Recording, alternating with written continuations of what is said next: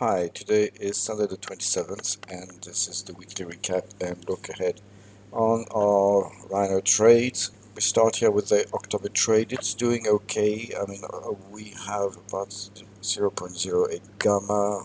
Theta is okay. It's well balanced, but if you have watched the SPX outlook, you know that we have some support on 3200, then 3125. So really, we're not out of the woods. It's more comfortable if the market goes around 3300 or more. On Friday, and this close is not correct, SPX actually closed at 3300, and at 3300, yes, delta is slightly negative, so it's actually okay.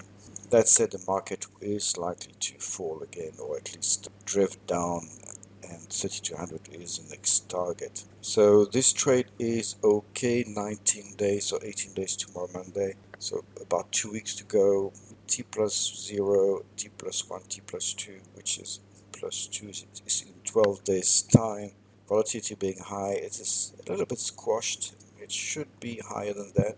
Closer to expiration, if you look, it's on about 9 days to expiration. It's about okay or understandable, considering current level of volatilities, but we would like to see it a bit higher. So basically, if the market stays for another, let's say, week above 3200, we should be doing okay. So no planned adjustment. This trade should yield $1,100, and so that's quite good. We could even give some back in order to protect the trade, and a protection could be just getting rid of a broken butterfly here. That would reduce the downside risk. Delta would be just a little bit flatter, but not that much. So this is something we could do, and we would lose about $50–60. So if the market drops, I suspect we will pay a bit more, but that's something we could do and start reversing the position with more risk on the upside. As you can see, Vega would be on the upside where it normally is less important. So this is something that would definitely be a good hedge on the downside. If we remove this, as you can see, we do have our Vega here.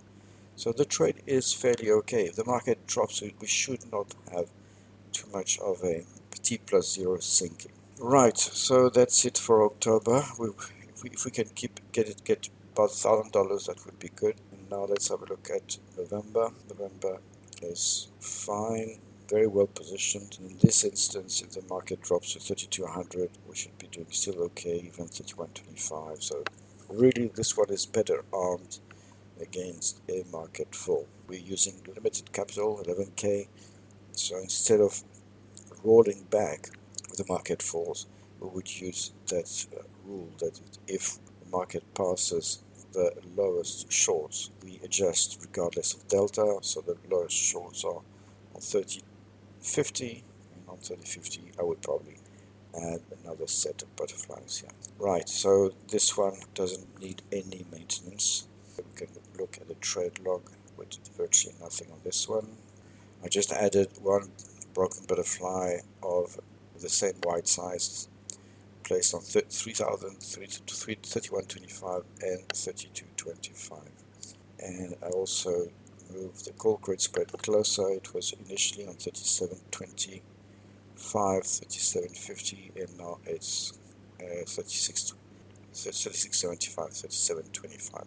So basically it was a broken wing call butterfly to move the shorts closer to the money. So now that the trade is in its cruising altitude, after or near cruising altitude, it's around 49 to 50–60 T. We shouldn't be adding capital unless really the market requires it. So at this point, if we add additional layers, unless the volatility stays very high, we shall start reducing wing sizes. So the next, in the event we add a broken butterfly layer, it's likely to be a 100/75, and as time goes by, it may even be a 75.50, unless volatility picks up again. For more detail, check the Rhino Slack, where I've already discussed that, and I can, of course, explain in better detail. not much to say here. We can maybe have a look now at a December entry. December entry is planned for this week. It is likely to be placed bearishly again, so that let's have a look at maybe around here. Even 100 points below the money that we do get a credit, and the delta is slightly positive. So I would probably place it even lower than that. So maybe somewhere around here. I mean, it would cover the 3,000. So in case the market falls to 3,200, 3,100.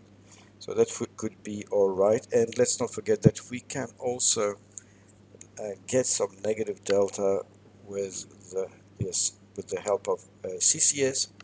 If I place a CCS around 20 delta, it would be 3,600. So I would also place it more conservatively around 2 ASD. So maybe something like that. It looks like it's a good start. Slight negative delta. Yeah, that would be my entry. Very similar to the one I used for November. So wide broken butterfly, place it some way down below ATM. You can of course try and place it closer to the money. Theta will be slightly higher, but it won't make much of a difference. And considering volatility, as you can see, when I started my November trade, it looked like my tent was way below the market, and as you can see, it's just fine right now. And it may not be enough further down the line. So this is safe enough, and as you can see from November, it seems to be safe and performing. So this is probably this kind of entry I will suggest this week. Lastly, we have the September trade, which I rolled over to September. No, that's not this one. This one is an old residual trade. This one will expire in 2 days' time. For it will expire on Wednesday for $25 loss. And this one I also de-risked, but unfortunately this one will be a losing trade. It's going to lose about 245 also on Wednesday. This call credit spread is not liquid anymore, so I can't get rid of it. The possibility is to, if at least someone sells me a 35.25, I could buy this one back. So as you can see, it would reduce the margin by half, and maybe try and be a little bit aggressive with another call credit spread. I mean, really, this is a trade that we should just now wait to expire. So let's not forget that this 32.46 isn't correct. It's close about here. Delta is absolutely flat. I suspect nothing can happen to this trade.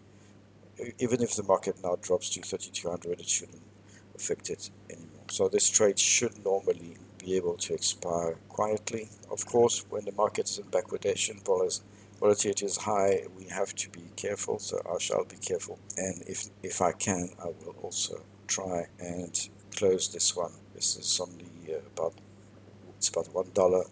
I suppose by tomorrow night or Tuesday it will be worth next to nothing. So I may just close it ahead of expiration. Right, that's it for now. Thank you for watching. And again, for better detail about the way the Rhino is evolving in this crazy market, um, I invite you to join the Rhino Slack if you haven't done so. Note also that as a quant, as a senior quant for my firm, I will put together some hedging trades, and I will share maybe some of it with the Rhino Slack community. Okay, enjoy the weekend and see you on Slack tomorrow. Bye bye.